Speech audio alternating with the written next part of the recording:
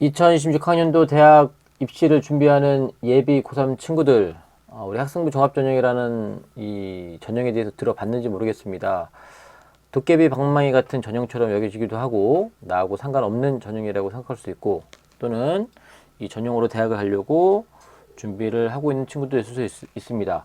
오늘은 서울의 상위권 대학들을 한번 소개하는데, 그 중에 특히나 중앙대, 경희대, 서울시립대, 건국대, 동국대 중심으로 해서 학생부 종합전형이 왜 대단한지, 중요한지, 왜 필요한지, 왜 준비를 해야 되는지, 또 어떻게 해야 되는지, 이런 부분들을 한번 알아보도록 하겠습니다.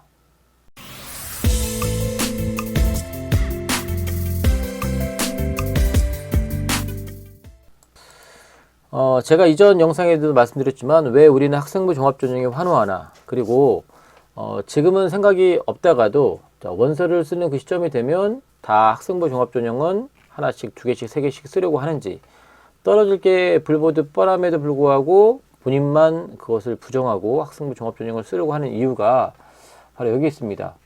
경희대를 하나 예를 들어보면, 경희대학교의 인문의 대표적인 학과인 경제학과와 자연공대의 대표적인 학과인 기계공학과를 한번 비교해 볼 텐데요. 자, 경희대 교과전형의 지역균형에서 경제학과 2014학년도 기준입니다. 70% 입결이 1.82였습니다. 1등급 중후반대에서 보통 입결 결과가 형성이 되니까 지극히 일반적인 모습이죠. 2024학년도까지는 최저가 2합 5였습니다. 참고 한 과목. 자, 종합전형엔 네오 르네상스 전형이 있는데 70% 컷이 2.07이었습니다. 양호한 편이죠. 일단 기계공학과 말씀드렸지만 기계공학과는 4등급이 넘어갑니다. 2등급 중후반대에서 붙은 경우가 많아요. 1단계 3배에서 뽑은 다음에 30%의 면접을 보는 전형이고요.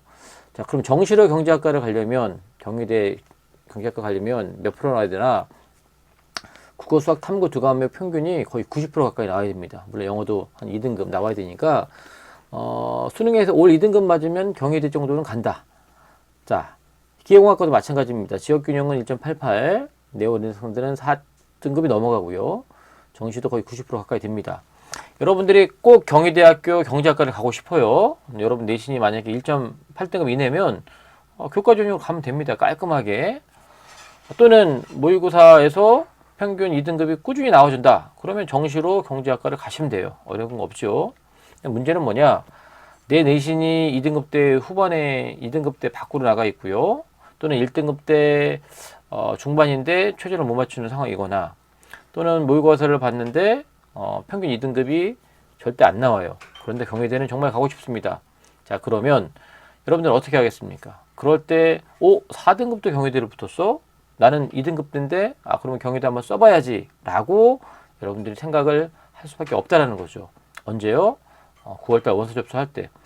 근데 그때는 준비된 게 없기 때문에 학생부를 전반적으로 평가하는 게 학생부 종합전형인데 3학년 때까지 5개 학기 동안에 여러분 학생부가 제대로 채워져 있지 않기 때문에 떨어지는 건 너무나 당연한 일인데, 우리는 숫자에 매몰됩니다. 숫자만 보시려면 교과 전형과 정시를 보셔야 돼요. 내신의 숫자와 그 다음에 모의고사 수능의 숫자만 놓고 가는 게 바로 정량평가의 핵심인 교과나 정시 전형이라면, 종합전형은 이 숫자 가지고 판단하시면 안 된다는 거죠. 내 내신 2.5등급인데 기계공학과는 4.29가 붙었어? 난 붙을 수 있겠네? 이렇게 판단하면 여러분 안 됩니다. 거꾸로 그렇기 때문에 여기만 생각하는 학생들은 환호할 수밖에 없어요. 써서 떨어지면 왜 떨어졌지라고 옆에서 봤을 때 당연히 떨어지는 게 당연한데 왜 떨어졌냐라고 이렇게 상당히 심각한 친구들 많이 봅니다. 제가 이 영상을 통해서 알려드리고 싶은 얘기는 준비하자는 얘기입니다. 자, 이게 2024학년도 경희대학교 수시에서의 합격에 대한 한포대로 보여주는데, 이 자료 많이 보여드렸어요. 자, 인문 쪽에서는 대부분 2등급 안쪽에서 합격이 까만 게 이제 합격한 거니까 이변이 별로 없어요. 자연계열도 마찬가지입니다. 대부분 2등급 안쪽에서 합격이 됐습니다. 굳이 말하자면 행정학과에서 3등급대, 4등급대 가까운 아이가 붙은 적이 있는데, 이것도 제가 누누이 말하지만 4등급 가까운 내신을 갖고 최저 2합은 맞추는 경우도 쉽지는 않거든요. 그리고 쓰는 용기도 대단하죠. 이 붙은 학생보다 앞에 있는 이 학생도 떨어졌잖아요. 떨어지는 간단합니다. 아마 최저를 못 맞췄으니까 떨어졌겠죠. 그런데 종합전형의 분포는 아주 우리에게 충격을 주죠. 자, 보통 교과는 2등급 안쪽에서 대부분 지원한 학생들이 붙었는데 종합전형은 이렇게 퍼져 있습니다. 심지어 거의 7등급까지, 여기 러시아과 같은 경우는 거의 9등급까지 퍼져 있어요.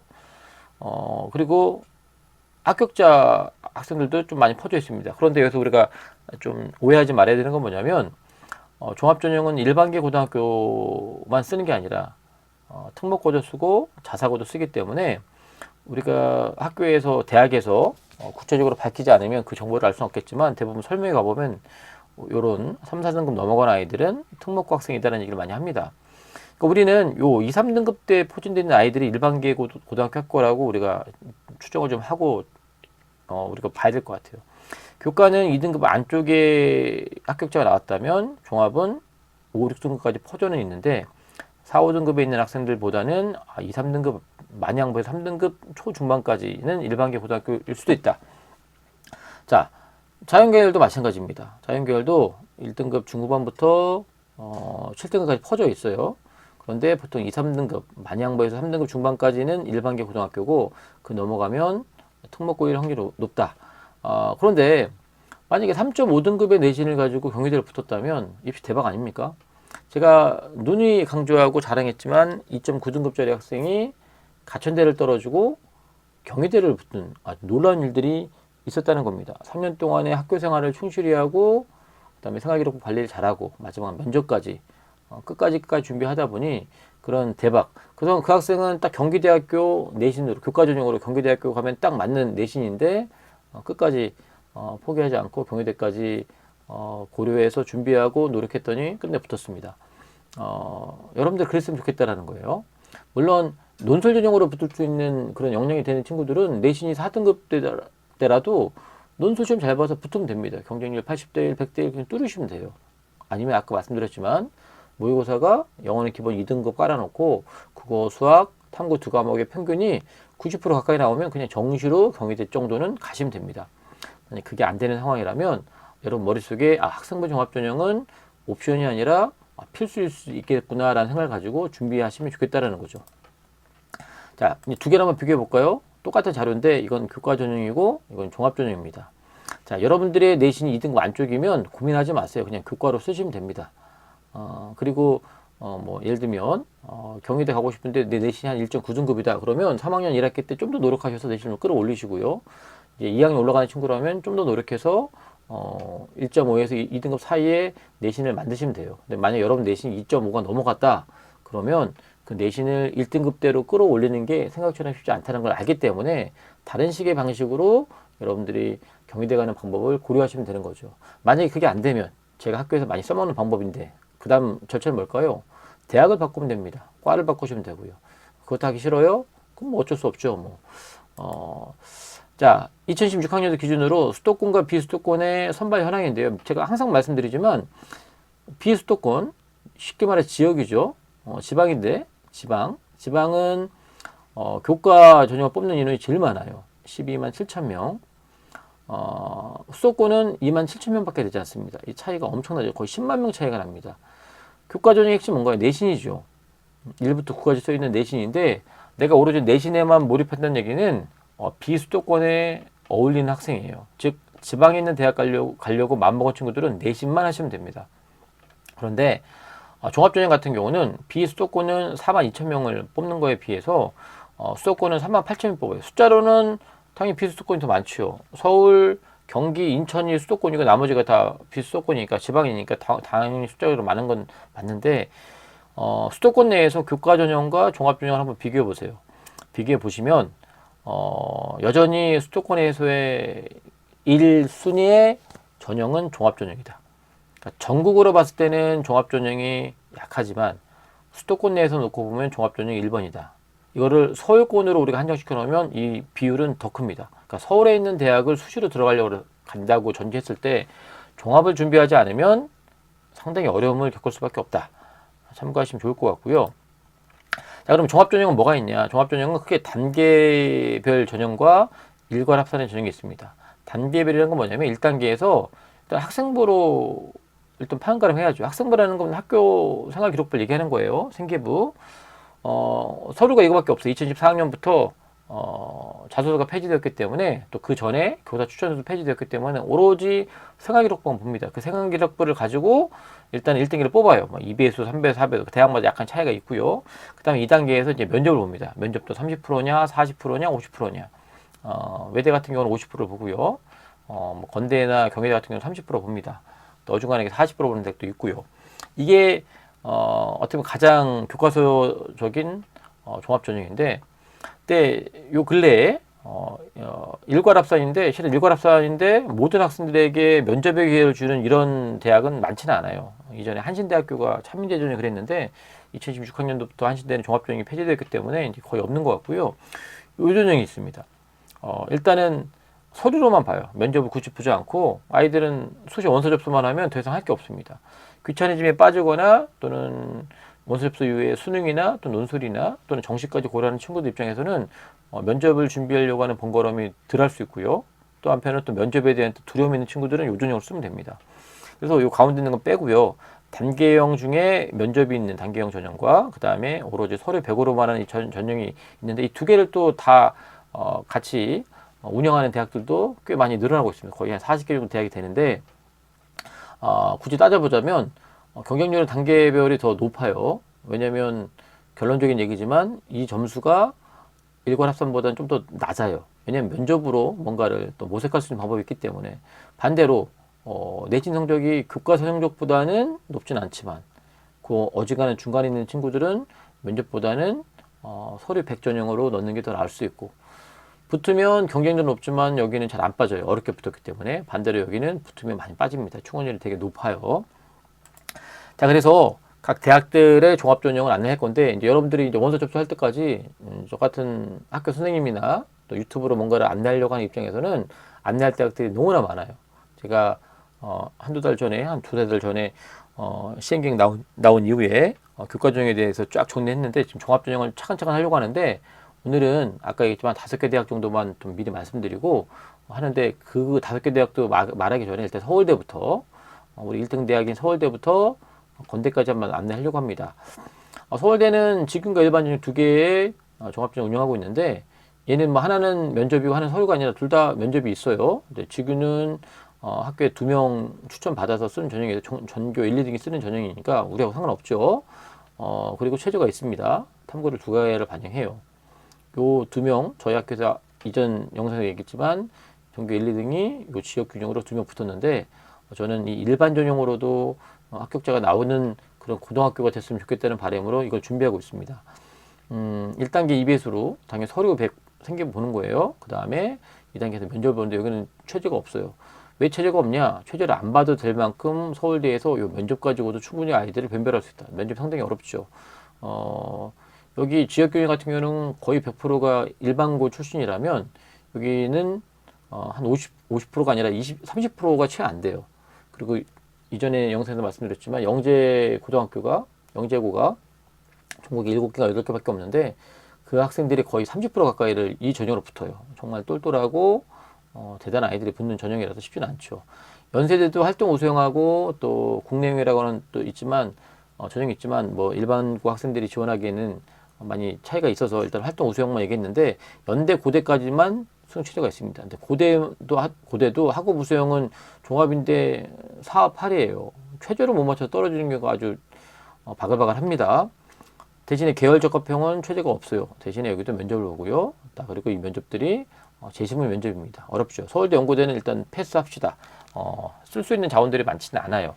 서강대부터 이런 종합전형을 보는데, 서강대는 서류 100, 성대는 이전까지는 뭐 계열, 그 다음에 학과 이렇게 나눠졌는데 작년부터 융합 탐구형으로 좀 이름이 바뀌긴 했는데 서류 100, 성균인재 과학인재도 있는데 배수에 따라 특히 과학인재 같은 실배수를 뽑은 다음에 면접 보는데, 이게 서울대 일반 전형하고 비슷한 흐름의 전형이고 또 그런 인재를 뽑으려고 하는 거기 때문에 이것도 일반계 고등학교 뚫기는 쉽지는 않다.